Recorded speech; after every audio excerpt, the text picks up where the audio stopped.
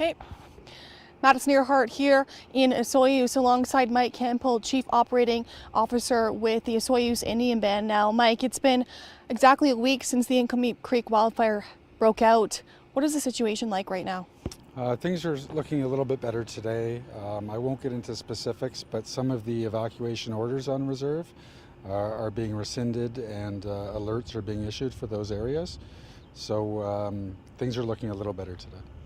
In terms of the community, how are everyone doing? I mean, it's been a long go. It's only been a week, but it just seems like it's continuing to show aggressive signs in nature. Yeah, there's been some challenges, and certainly the winds haven't worked in our favor, mostly in the evenings and overnight, has presented some challenges for the firefighters.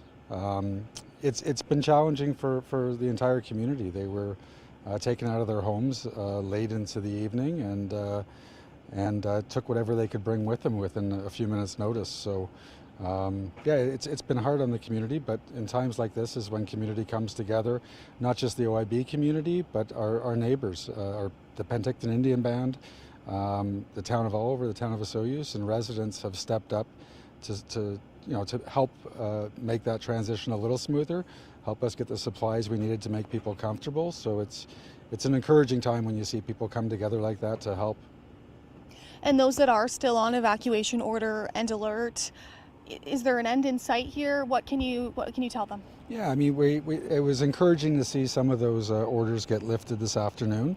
My hopes is that that's some momentum we'll see in the coming days, is to remove more of those orders.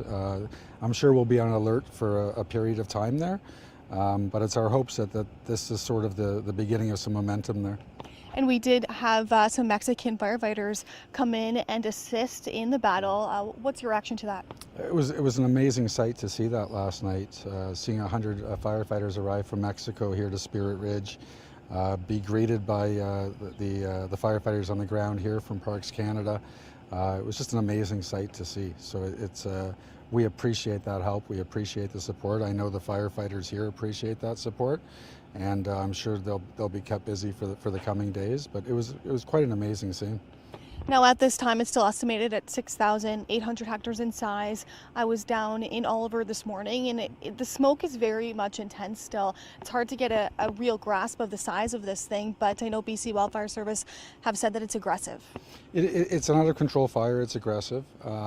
That there's perception in some of that. I mean, the winds pick up and blow a different direction. We'll see large plumes of smoke, which creates some anxiety and angst. But we're getting information as it comes in through Parks Canada and the RDOS, so we're trying to keep people as informed as possible. There are some scenarios where it looks worse than it is due to smoke, and there's also backburning and some strategic things that are happening that isn't always shared live time with residents and communities, and that can create some angst as well. In terms of the community, very much they're in it together. We see on social media a lot of people checking in with everyone that have been on evacuation alert and order. What is your message to the community? Well, first, just a heartfelt thank you from the Osoyoos Indian Band. But even within the Osoyoos Indian Band community, everyone came together to make sure those that were vulnerable were okay and being looked after. And then just community volunteers and just regular residents from the town of Oliver and Osoyoos, just a huge thank you. We saw situations yesterday when we put out a call to action where little kids were donating $1 and $2. We saw elderly people show up at the band office with groceries, and we saw community volunteers show up with truckloads of essential needs for people that have been evacuated. So just a huge thank you. We'll keep messaging if we need more assistance, but it's just been amazing. We couldn't be more thankful. And in terms of those that have lost their homes, have you been in communication with anyone? So that's our band office has, not me personally. There hasn't been a lot of structure lost, but we're not quite out of the woods yet. Staying positive. Yes, absolutely. Thank you, Mike, for your time, Chief Operating Officer. This is Madison Earhart with Castanet News in Osoyoos.